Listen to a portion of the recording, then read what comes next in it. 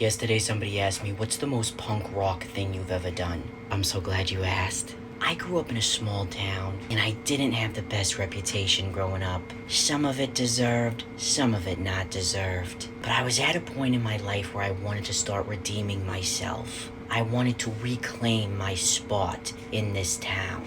And one part of becoming a functional member of a society is obtaining a library card. But you see, it wouldn't be that easy for me.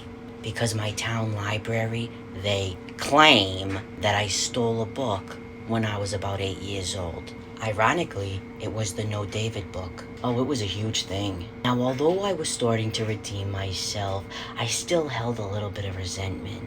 You see, I didn't hold resentment to any kids who bullied me per se, because I wasn't a perfect kid, and kids can be mean and obnoxious, and we grow as we get older.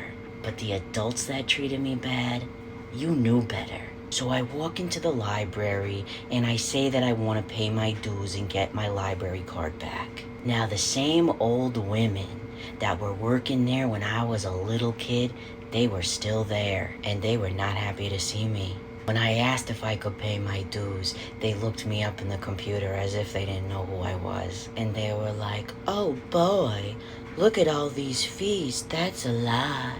It's for the No David book." Now already this is insulting, because do you really think even as an 8-year-old, in a library full of old women with fancy jewelry on, I was gonna steal a No David book? I already knew how to be a bad kid. I didn't need to take lessons. My daddy raised me better than that, but I digress. She told me that I needed to get my fees at $15 or less before they would reinstate my membership. So I pulled out a sack of coins. Pennies, to be exact. And I counted like $10 to $20, I forget how much in pennies, and I handed it over. She was bull. She did not want to count them, so she said to me, "Oh, actually, it has to be under $15. So I slid her another penny.